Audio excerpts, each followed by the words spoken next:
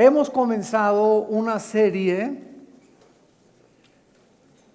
no quiero ni siquiera exagerar, pero es una serie impresionante, muy profunda acerca de la creación y la relación que esta creación que Dios hizo, que Dios llevó a cabo con el ser humano y con los ángeles y con todo lo que existe.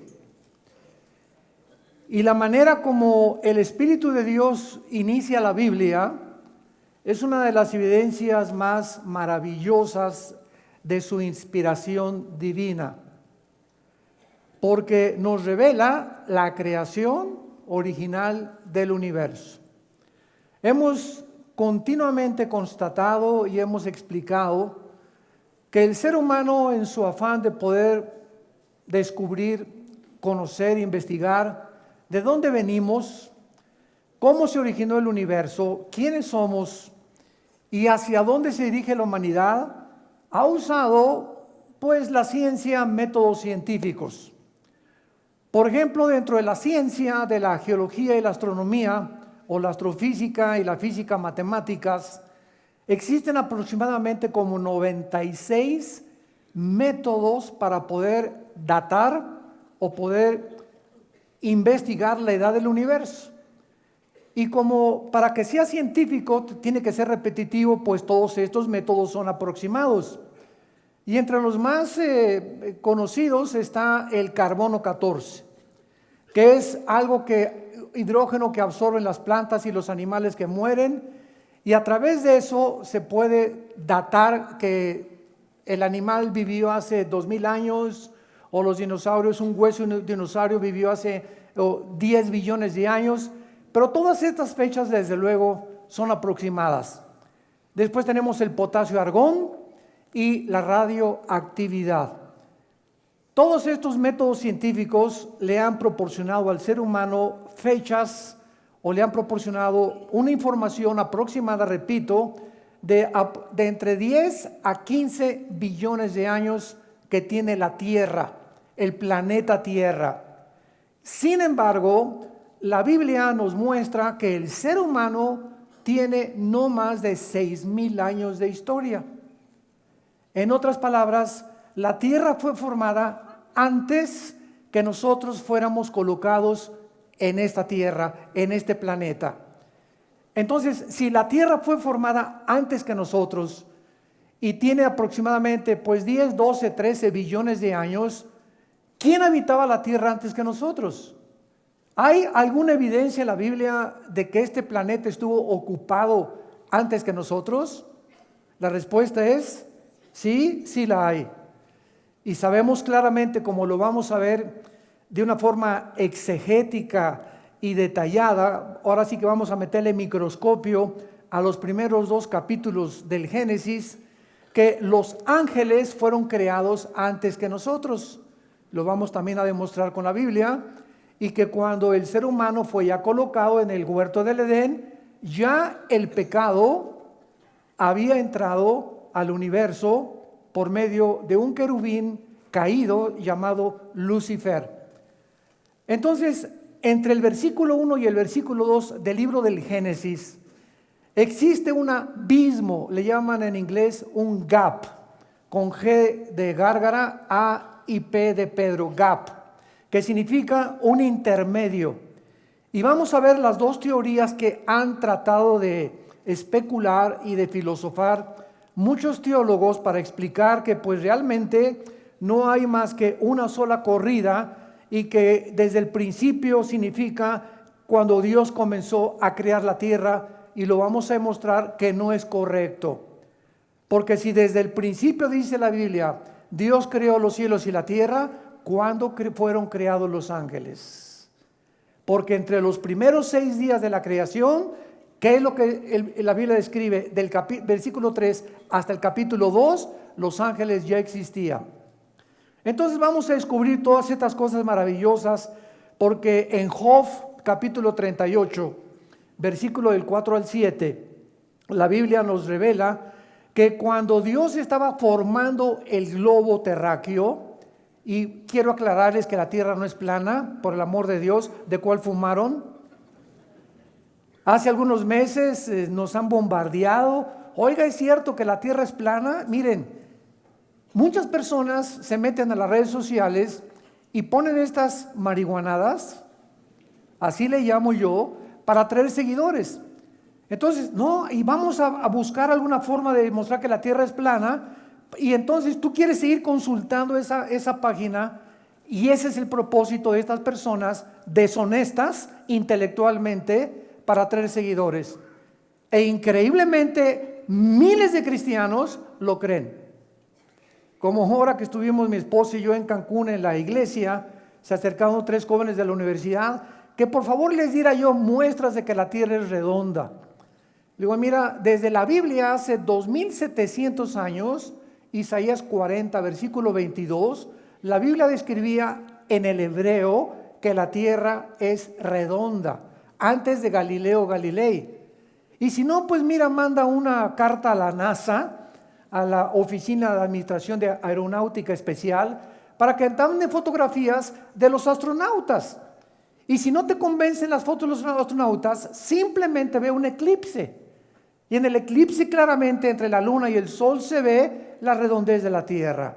Bueno, no nos vamos a detener en esto, pero es increíble la sarta de mentiras, y también que el presidente Bush planeó la caída de las Torres Gemelas, que lo planearon ellos, que no fueron los árabes, y estamos inundados de mentiras, de pseudo tesis y de falsas conclusiones con el propósito de las redes sociales de atraer gente y de sembrar la mentira, ¿verdad?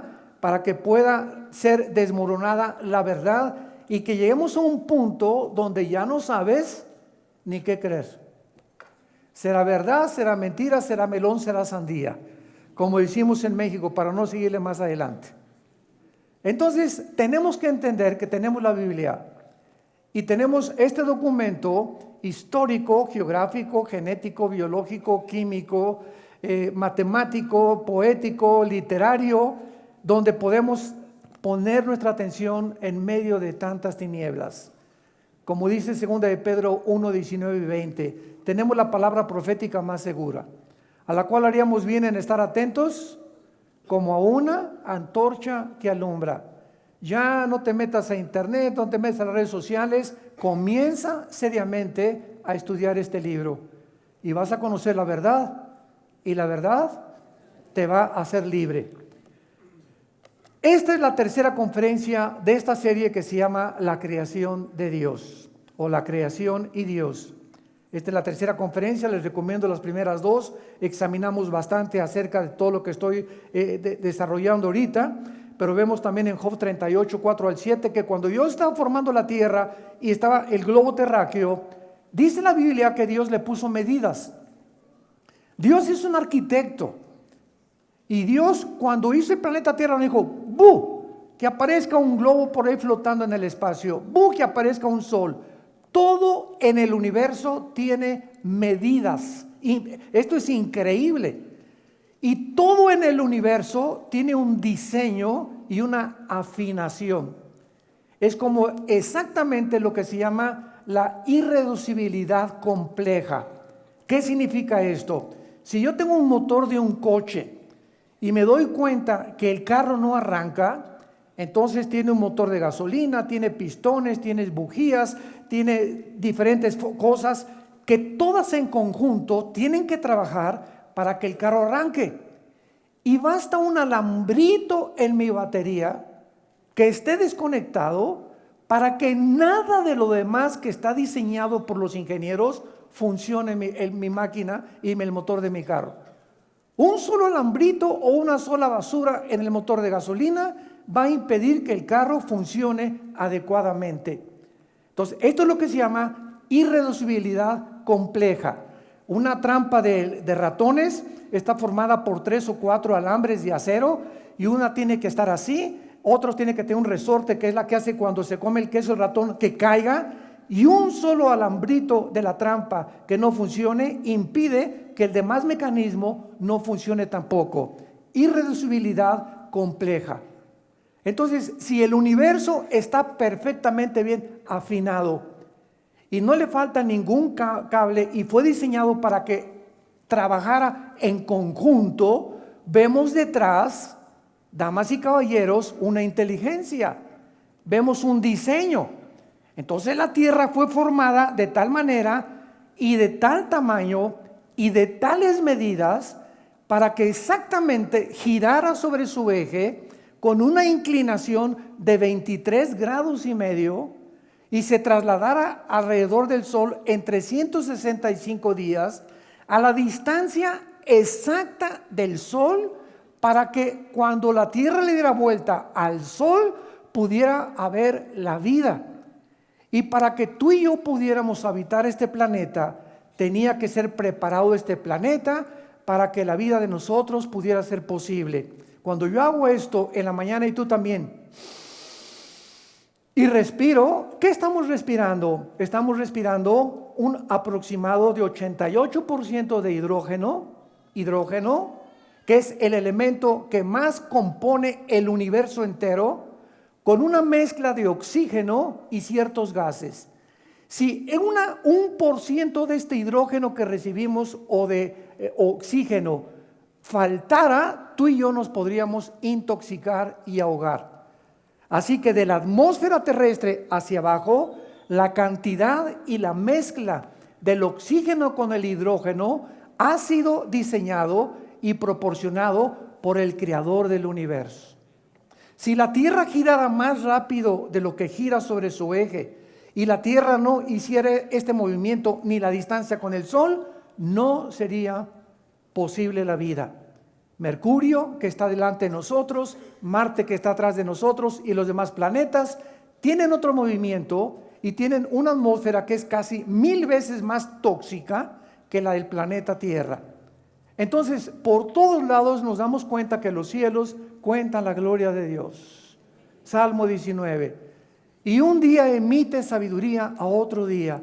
Cada día amanece y vemos la puesta del sol salir allá en el horizonte y nos damos cuenta cómo ilumina todo el universo y nos quedamos extasiados con los colores, las mezclas, el color que tienen las flores, las azucenas, los alelíes, las rosas que no han podido ser imitados por los mejores diseñadores, y nos damos cuenta el colorido de un pavo real. Qué perfección y qué combinación tan increíble de colores, y la cabeza anaranjada con amarillo, con café, combinando todos perfectamente bien. Y por todos lados, cuando tú eres cristiano, Dios te abre los ojos para que admires y bendigas al Creador. Y no te levantes nada más en la mañana con tu cafecito, ¿verdad? Y no ves nada, ni la puesta del sol, ni el jardín, ni los pajaritos cantar, porque así vive la gente en un planeta. Van a Acapulco y de la borrachera que se pusieron no disfrutaron ni la playa. Es increíble que hasta que nosotros tenemos los ojos abiertos, vemos la verdadera creación de Dios. Ahora, muy bien. Todos sabemos que cuando la Biblia dice, en el principio creó Dios los cielos y la tierra, nos damos cuenta que en el original hebreo son 7 palabras. Y esto es asombroso, señores matemáticos que nos visitan, porque cuando vienes a la Biblia encontramos que el número 7, desde el principio del un versículo hasta el Apocalipsis, representa la perfección, la totalidad, lo que está completo. Y por eso llegamos al Apocalipsis, 7 espíritus, 7 sellos, 7 copas, 7 juicios, etcétera, etcétera. El 7 inunda, prevalece en los 66 libros de la Biblia con un propósito. Dios pone detrás de los números, que se llama en la Biblia gematría, con G de gárgara, gematría o gematría, un significado detrás de cada letra. Entonces escuchen lo que dice en el hebreo el primer versículo. Bereshit Elohim bara et samayim et eretz. Bereshit Elohim bara et samayim et eretz. En el principio Dios creó los cielos y la tierra. Son 7 palabras. Y en medio de esta palabra hay un símbolo de un menorá. ¿Cuál es el menorá? Es el símbolo que nosotros hemos adoptado como nuestros logos en Vida Nueva para el Mundo. Un menorá. ¿Qué es un menorá? Es un candelero con 7 ramitas. Y este candelero aparece al terminar la Biblia, otra vez, en el primer versículo de la Biblia está escondido en las letras hebreas, y aparece al final de la Biblia, y entonces a Jesús se le ve detrás de los 7 del menorá, que es el candelero, no candelabro. Candelabros son los que están colgados por todos lados. Es el candelero, menorá en el hebreo. Entonces a Jesús se le ve detrás del candelero y son 1, 2, 3, 4, 5, 6, 7. ¿Por qué? Muy bien. Jesús está en medio del candelero. Hay 3 ramas a la izquierda y 3 ramas a la derecha. ¿Qué significa esto? El 6, que son 3 a la izquierda y 3 a la derecha, es el número de nosotros. En la Biblia el 6 es el número del hombre, porque en el 6º día fuimos creados. Y cuando Jesús está en medio de nosotros, estamos completos. Si Jesús no está en tu vida, eres el número 6. Y espérate a llegar al 666. Ahora lo entiende por qué es el 666 el número de Satanás. Porque es el número del hombre elevado al 3, que es la deidad o la Trinidad. Eso lo vamos a ver mucho después. Entonces, qué maravilloso es el ser humano cuando entra Jesucristo a nuestra vida y ahí comenzamos en el verdadero camino hacia la perfección. Porque sin Jesús, como dijo él hace 2000 años, puedes ganar el mundo y perder tu alma. Si tú te mueres y fuiste presidente de la República, fuiste Miss Belleza Latina, el cantante de los cantantes, y si tú mueres sin Jesús, naciste en tinieblas, viviste en las tinieblas y regresas a las tinieblas. O sea, tu vida no tuvo ningún significado ni ningún propósito y fuiste exactamente igual que una vaca o que un burro. ¿Qué me está usted diciendo, burro, hermano? Mira, la Biblia dice que los burros y las vacas se levantan y comen pasto. Todo el día están comiendo, trabajan, comen y duermen. Se levantan, comen, trabajan y duermen. Así es la vida. Dice la Biblia, no lo digo yo, en los Salmos, del ser humano que no conoce a Dios. En nada se diferencia de los animales. Te levantas corriendo a hacer el desayuno, te vas a trabajar, regresas y comes y duermes. Y así pasa tu vida. Y toda tu vida, tu mente giró alrededor. Cómo hacer más dinero, cómo mantenerme en el trabajo, estresado, preocupaciones, hacia adelante, sin esperanza, y así te entierran. Y nunca pudiste conocer la razón por la cual naciste, por la cual viviste. De filosofía en filosofía, de botella en botella, de droga en droga, de mujer en mujer, de hombre en hombre, 3, 4, 5 divorcios, etcétera, etcétera, porque el hombre, dice la Biblia, buscando sin encontrar, siempre están investigando y nunca llegan al conocimiento de la verdad, porque la verdad se encuentra en Jesús. Muy bien, en este principio también que dice la Biblia, en el principio creó Dios los cielos y la tierra. Esto es increíble porque a través de la ciencia pues ha tratado, repito, de investigar el origen de la creación y pues calcularon que el universo comenzó con el Big Bang, la gran explosión. Y de una explosión el universo surgió. Esta es la teoría que existe en tu escuela y los astrónomos, porque también los científicos tienen que inventar. Cuando no se puede demostrar en un laboratorio, porque para que sea científico tiene que ser repetitivo, y analizarse en un tubo de ensayo o ser demostrable, ¿verdad? Eso se llama en la filosofía el empirismo. Yo no puedo creer, dice un científico ateo, lo que no veo, lo que no oigo, lo que no huelo, lo que no gusto, ni lo que yo tacto, ni lo que yo toco con mis 5 sentidos.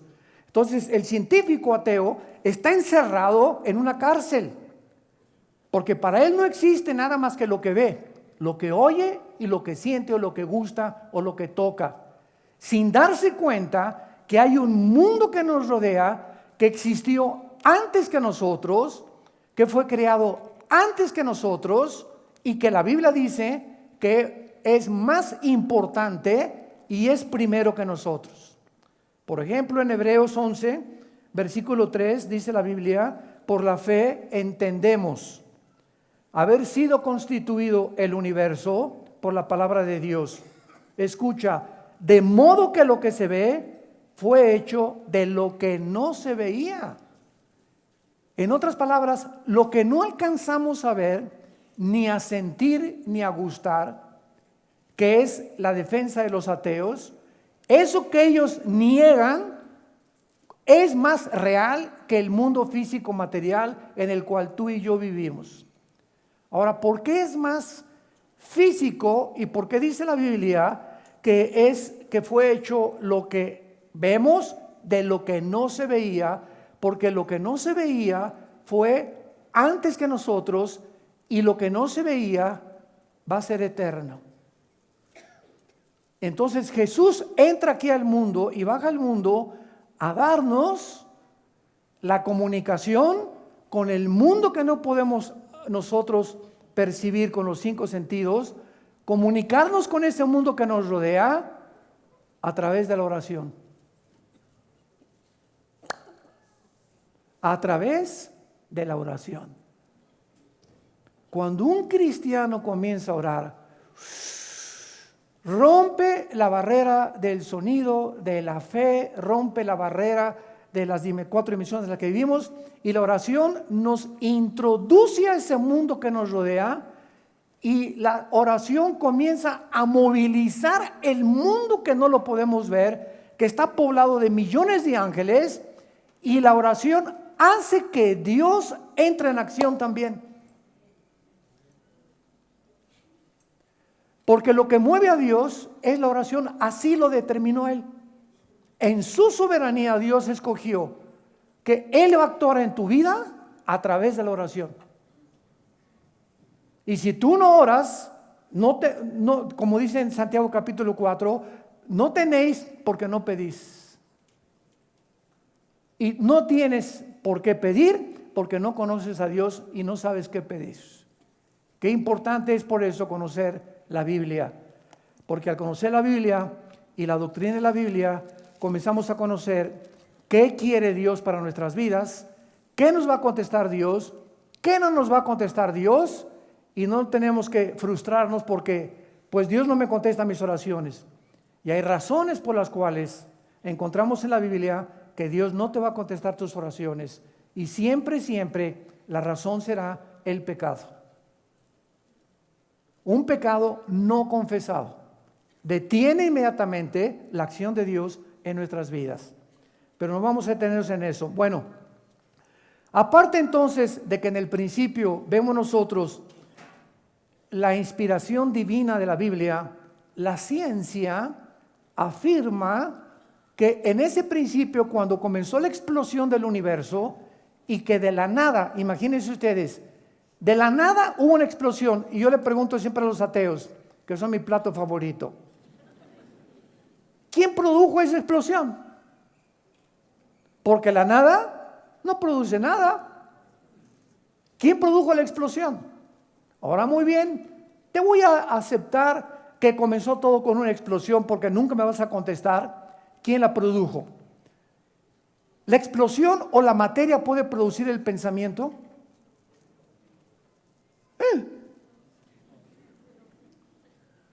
¿Puede producir la conciencia? La materia no produce nada, es materia, todo es materia. ¿De dónde vino entonces la conciencia humana? Pienso, como decían los griegos, pienso, luego existo. Y si existo, vivo.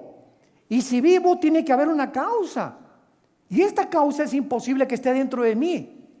Los griegos, sin tener un conocimiento profundo de la Biblia, concluyeron por la línea de la lógica elemental se llama esto en la filosofía, que una persona no puede tener su razón de su existencia dentro de ella, porque yo no escogí nacer, ni tener el color de pelo que tengo, ni de piel, ni de ojos, ni de estatura. Algo me produjo, y esto que está dentro de mí nunca me podrá llegar a entender cómo fui yo puesto en este mundo.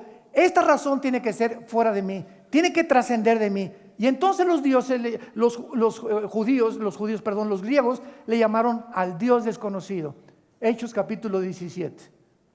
Cuando Pablo llega a Atenas, había un montículo que se llamaba el Areópago, y ahí estaban los discípulos de Zenón, los epicúreos y los estoicos, el grupo más predominante en el siglo antes del siglo I de la época de Pablo, cuando ellos comenzaron a enseñar que la verdad y el placer era lo único que valía la pena seguir en la vida.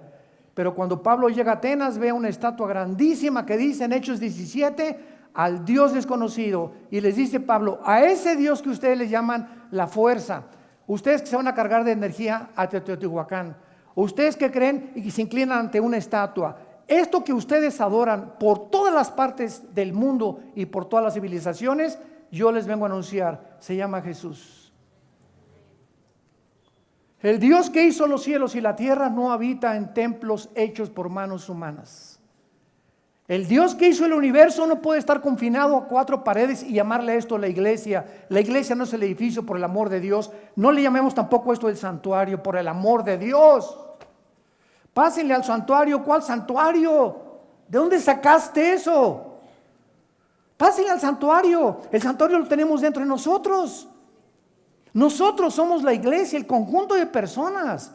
Y si nos reunimos en Chapultepec, si nos reunimos en un VIPS, 4 o 5 personas, ahí está la iglesia. No es el lugar. En el Antiguo Testamento Dios se confinó en un tabernáculo y después en el templo de Salomón. Pero cuando vino Jesús, le dijo a la mujer samaritana, ustedes adoran lo que no saben. Mi Dios, mi Padre es espíritu, y los que le adoran en espíritu y en verdad le tienen que adorar. Entonces llegamos a la Biblia y comienzan las vendas a caerse en nuestros ojos. Comenzamos a ver la luz, comenzamos a ser iluminados, comenzamos a entender ese Dios quiere comunicarse con nosotros, quiere tener comunión con nosotros, quiere guiarnos. Ese Dios te ama, ese Dios te está diciendo esta mañana, te amo, di mi vida por ti en una cruz, y entiende que separado de mí nunca podrás llegar a tu futuro ni lograr nada en tu vida. Entonces, la ciencia está de acuerdo que en el principio existieron 3 elementos: la materia, el espacio y el tiempo. Apúntalo: la materia, el espacio y el tiempo. Estos 3 elementos del universo son indivisibles. En otras palabras, no puede existir la materia sin el tiempo, ni el tiempo sin el espacio, porque el tiempo es relativo de acuerdo a la teoría que Alberto Einstein descubrió. E igual a mc al cuadrado. La energía es igual a la materia por la velocidad del cuadrado de la luz multiplicado la luz de la luz al cuadrado. E igual a mc al cuadrado. Entonces esto nos muestra que en el tiempo aquí en la Tierra es de una forma, porque la Tierra se traslada en 365 días. Te vas a Marte y el movimiento de Marte alrededor del Sol es más lento que el de la Tierra, por lo cual el tiempo en Marte es diferente al de nosotros. Y si tú te vas en un cohete mañana a Marte y tienes 40 años de edad y tu esposa también tiene 40 años de edad y pasan 5 años aquí en la Tierra y no ha bajado tu gavilán, cuando él regrese a la Tierra, él va a tener 2 o 3 años más nada más, y tú vas a tener 55 años de edad. ¿Cuántos hombres dicen, mándenos a Marte? Lo estoy oyendo, ¿eh? No crean, aquí oigo también bastante sinvergüenzas. Bueno, entonces esto es verdad, todo esto que estamos hasta el siglo XX. Hasta el siglo XX comenzamos con las físicas matemáticas, aunque Blaise Pascal y Laplace e Isaac Newton ya habían entrado en el mundo de la investigación, la física y las matemáticas. No fue hasta el siglo XX pasado cuando comenzaron a establecerse claramente la mayor parte de las leyes, como las leyes nucleares, la primera y la segunda ley de la termodinámica y las leyes de la gravitación que ya Newton había postulado 2 o 3 siglos de anticipación. Entonces, cuando nosotros hablamos de que Dios realmente comenzó y dice, en el principio, ¿qué vemos? En el principio, el tiempo. Dios creó los cielos y la tierra, la materia, y los cielos, el espacio. ¿Se dan cuenta? Los 3 elementos que la física confirma que forman el universo se encuentran en el primer libro del Génesis. Bueno, vamos a seguir investigando. No hay ningún argumento que se pueda dar para poder probar que Dios no existe. Cuando alguien me dijo una vez, demuéstrame que existe Dios, yo le dije, demuéstrame que no existe. Tan sencillo como eso, ¿verdad? No me podrás traer ningún argumento para que me digas que Dios no existe, más que especulaciones. Por ejemplo, los ateos dicen, bueno, es que yo no creo, tú, cabeza de aguacate.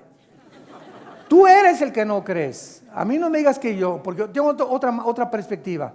Dice el ateo, yo no creo que exista Dios porque si existiera Dios, no hubiera mal, no hubiera por qué no destruye a Satanás, porque le falta misericordia, porque permite que los niños se mueran de cáncer, porque hay tsunamis, porque hay destrucción. Entonces el ateo en su mente no puede cuadrar a un Dios que permita estas cosas que llamamos nosotros tragedias. Y como en su mente él no puede cuadrar, y como dijo Dion Teofilito, ni lo podrá nunca, porque nuestra mente es de chinche, de renacuajo, de caracol, comparada con los pensamientos y los caminos del Dios del universo que no cabrían en nuestra mente. Entonces yo le digo a un ateo, ¿verdad? Muy bien, en tu mente tienes un Dios que no es el Dios de la Biblia. Porque entonces ese Dios que tú quieres que exista no debió haber permitido que el mal entrara al universo. ¿Correcto? Me contesta el ateo, amén, amén, amén. Yo, fíjate tu posición. Entonces tú estás pensando que si tú fueras Dios, serías más sabio que el Dios de la Biblia. Tú ahorita no entiendes por qué Él ha permitido eso. Y tu posición es la de, mira Dios, tú el Dios de la Biblia, bájate de ahí y te me sientas aquí. Yo soy el abogado que te voy a comenzar a acusar. A ver, contéstame, ¿por qué permitiste los tsunamis? ¿Por qué permitiste estas cosas? Etcétera, etcétera. Entonces te conviertes tú en el acusador, creyendo en tu soberbia intelectual, que tú tendrías un Dios mejor o que tú hubieras hecho un universo diferente al cual Dios creó, porque tú no entiendes las razones de la sabiduría por las cuales Dios permitió lo que Él existe ahorita. ¿Cómo puedes atreverte a creer que tú eres más sabio que Dios? Ahora, fíjate la posición honesta de un ateo, que ya los ateos ya casi no existen. La posición más honesta, intelectual y filosóficamente es la de una persona escéptica o un poco agnóstica. Agnóstico, sin conocimiento. Una posición honesta es la siguiente: yo no sé por qué existen todas estas cosas.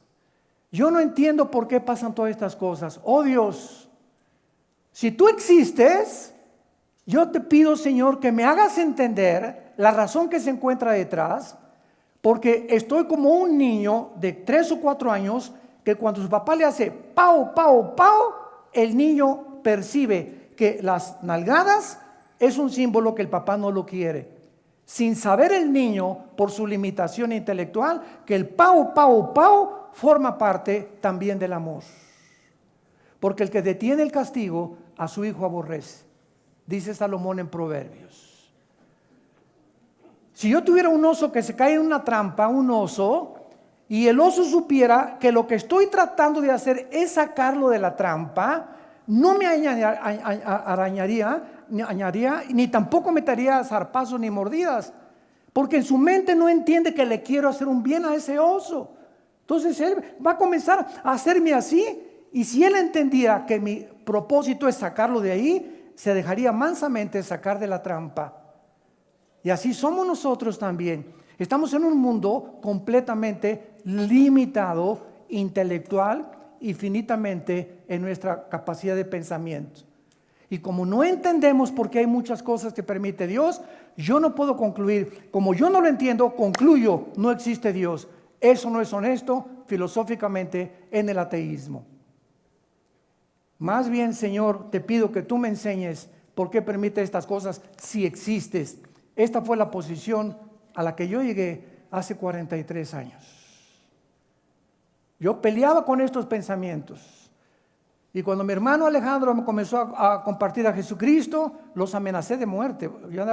Yo traía una pistola 9 milímetros aquí detrás de mi cinturón desde los 14, 15 años de edad. Anduve armado. Y ya estaba con mis pensamientos de revolución social y Tlatelolco y por aquí, por allá, el comunismo, dialéctica materialista, el Che Guevara, bla, bla, bla, bla, bla, bla. Y cuando me hablan de Cristo, yo los amenazo y les digo, saqué la pistola un día y se la puse en la cabeza y le dije, tú me vas a hablar de este Cristo, yo te mato. A mí no me vengan con esas tonterías. Él fue un gran iluminado, fue un gran revolucionario, etcétera, etcétera, etcétera.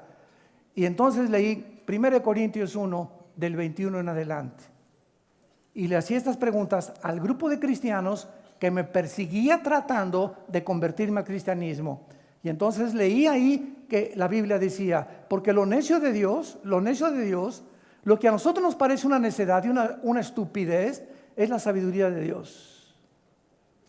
Y lo débil de Dios, ese hombre que en la cruz murió sin que los dioses, como dicen los griegos, lo ayudaran, esa debilidad, y ese hombre en la cruz era la fuerza de Dios. Y Dios lo hizo a propósito para poder destruir nuestra sabiduría.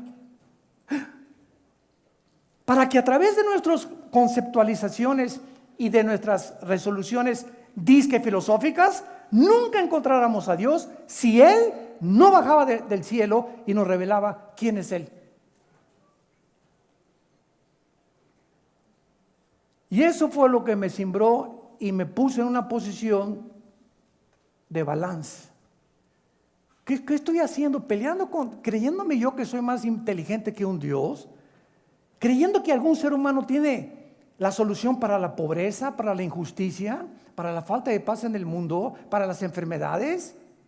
Creemos que dentro de nosotros podemos resolver problemas que van más allá de la capacidad que tenemos como humanos para resolverlos.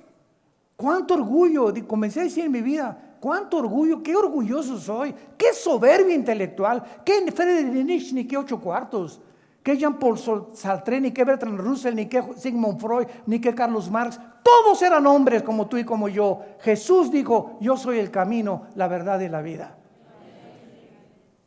Y caí de rodillas, hincado, reconociendo mi soberbia intelectual y la tontería de creer que algún día yo pudiera encontrar las respuestas. Si Él no bajaba del cielo, entraba a mi vida y me decía quién es Él. Y me mostraba hacia dónde podíamos caminar. Cuando Jesús moría en la cruz, había 2 grupos de personas, los religiosos y los griegos. Ahí estaban en la cruz, los religiosos y los griegos. Los religiosos, de acuerdo a su teología, ese hombre en la cruz no podía ser el Mesías. ¿Por qué? Porque en la teología de la Torá, o de los 5 libros primeros de la Biblia, o de la religión de los judíos, está escrito en Deuteronomio, maldito el que es colgado en un madero. Síganme con mucho cuidado. Entonces los fariseos no podían creer que ese hombre dijera, soy el Hijo de Dios, y estaba convertido en una maldición. ¿Cómo puede Dios? Fíjense, ¿cómo puede Dios? Preguntaban, maldecir a su Hijo. Qué conflicto intelectual, ¿verdad? No puede ser Dios. Y los griegos, Zeus, el dios Hércules, el dios de los rayos, que gigantes tremendos que los dioses los protegían. ¿Cómo puede ser ese hombre decirse el Hijo de Dios cuando nuestros dioses nunca permitirían en la mitología griega hacerle eso a su hijo? Entonces tanto los religiosos como los griegos fueron enloquecidos en su sabiduría, y Dios lo hizo a propósito. Ese hombre que moría hecho un guiñapo humano, débil ante nuestros ojos, tonto a nuestros ojos por haberse dejado amarrar las manos en Getsemaní y no usar su poder para ser liberado, Dios lo hacía a propósito, porque la palabra de la cruz es locura al que se pierde y poder de Dios al que se salva. Dios lo hizo a propósito.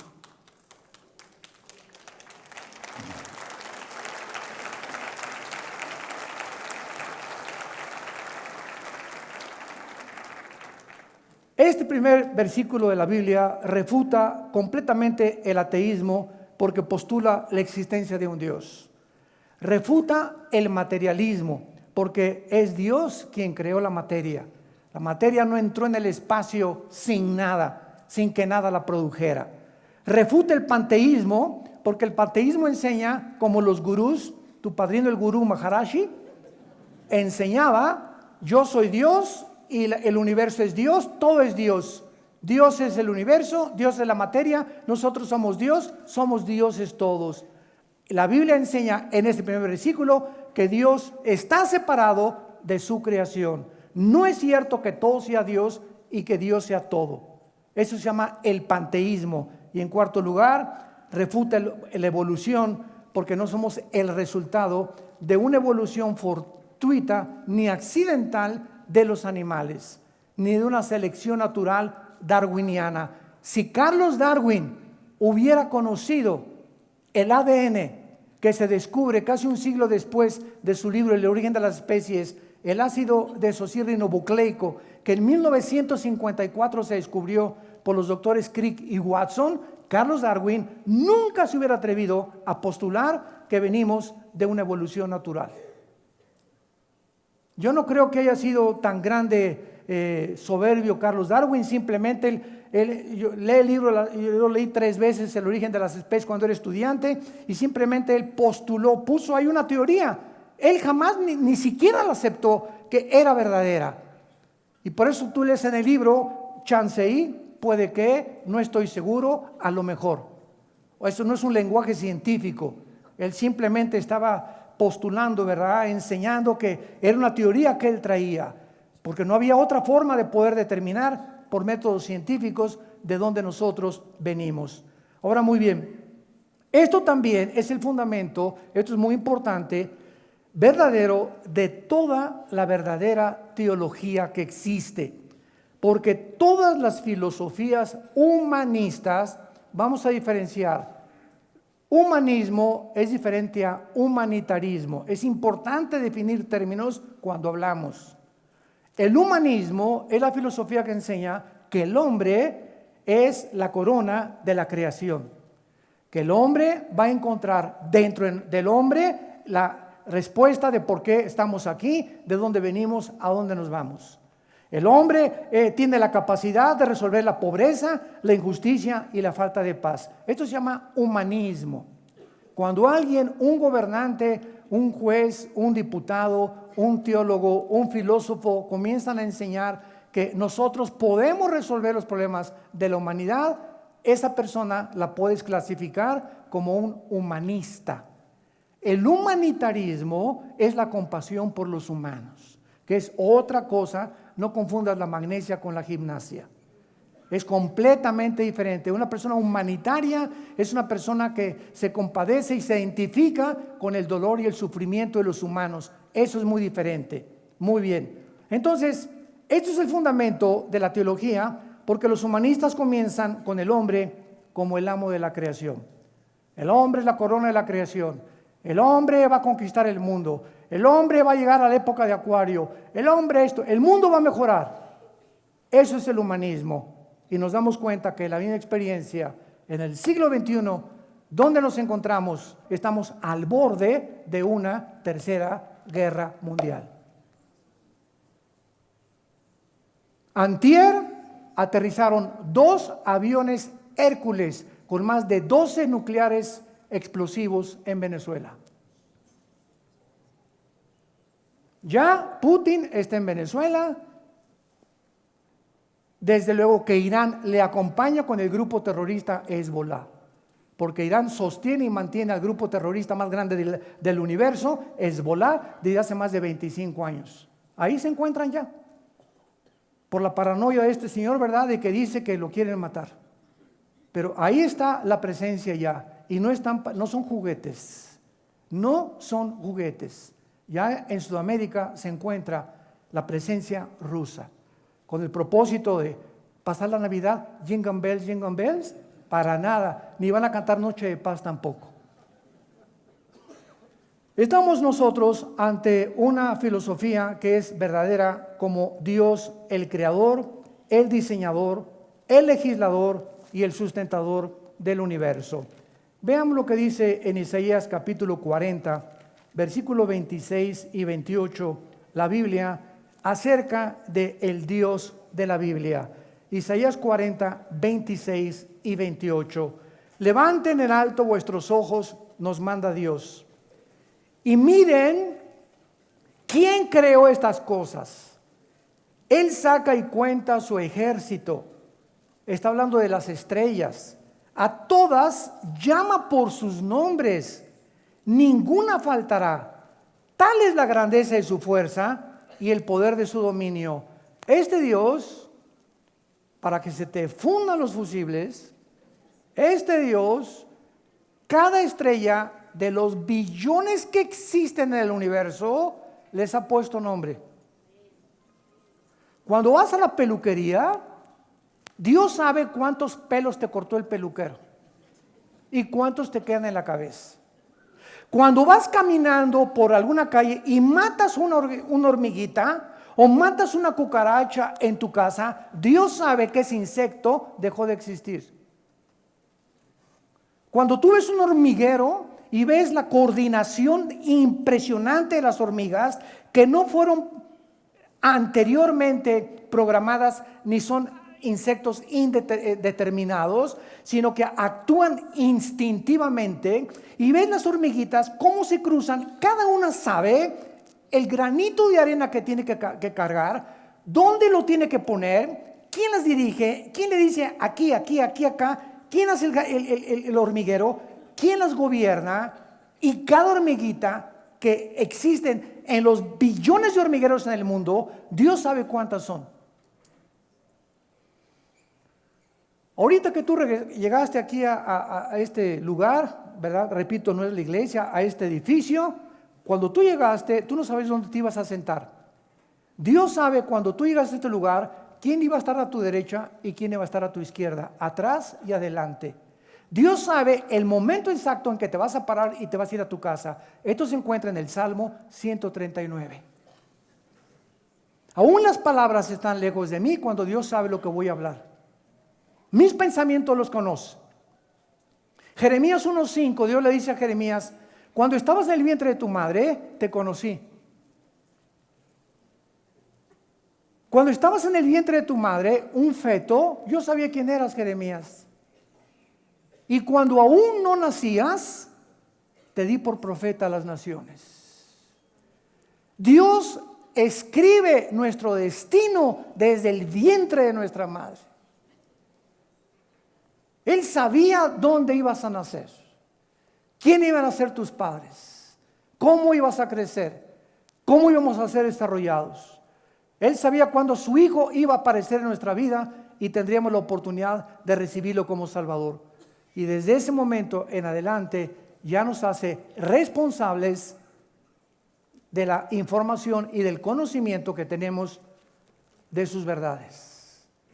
Mira las estrellas y cuéntalas, son incalculables, yo las conozco todas, dice Dios. Dice el versículo 28 del mismo capítulo: ¿no has sabido, no has oído que el Dios eterno es Jehová, el cual creó los confines de la tierra? No desfallece ni se fatiga con cansancio, y su entendimiento no hay quien lo alcance.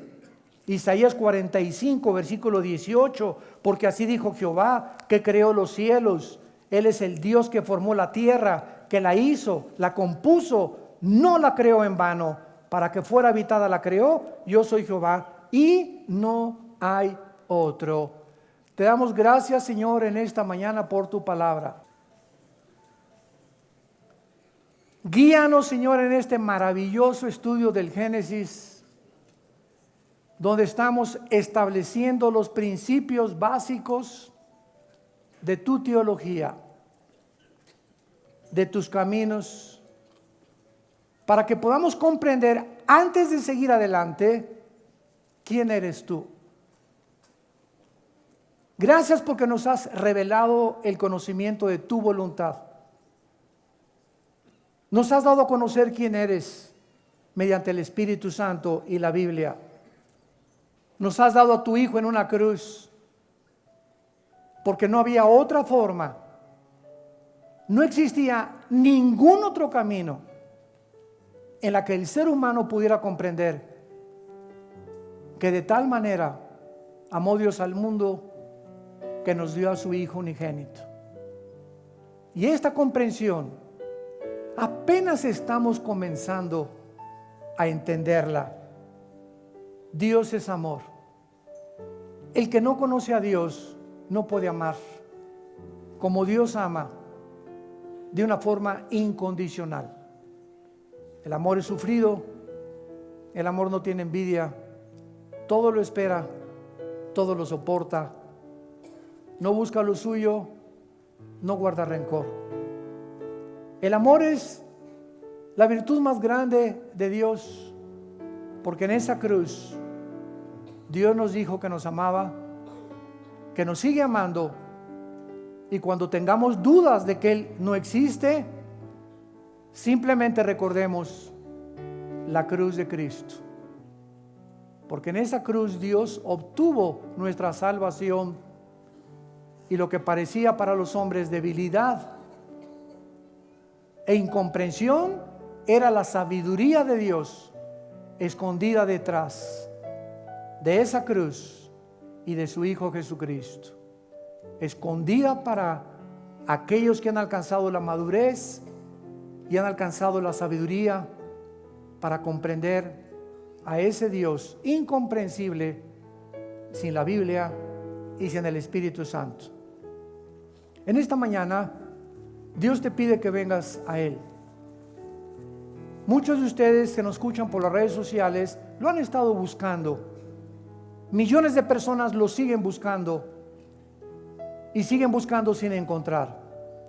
Porque Jesús dijo, el que me ve a mí, ve a Dios. Y nadie conoce a Dios sino el Hijo y aquel a quien el Hijo lo quiera revelar.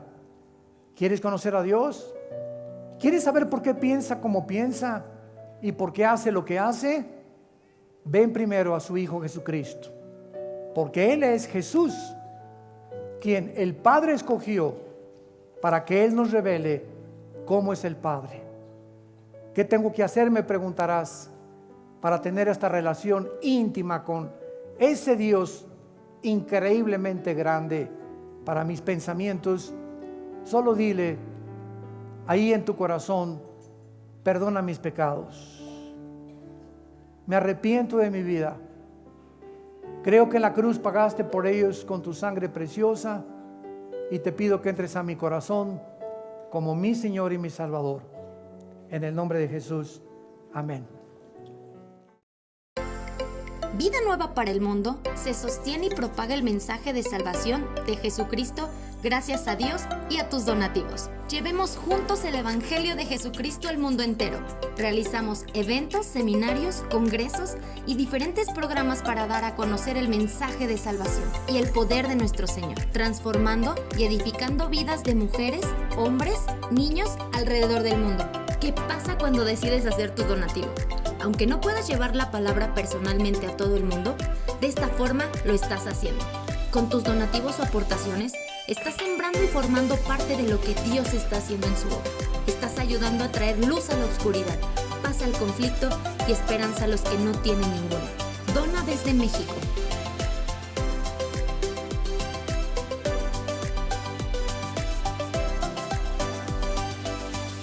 Dona desde Estados Unidos.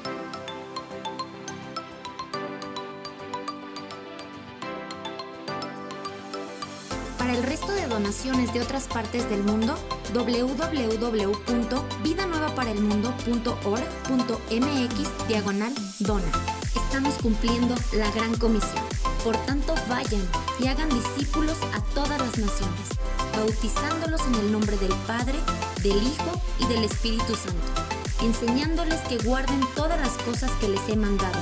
Y he aquí que yo estoy con ustedes todos los días hasta el fin del mundo.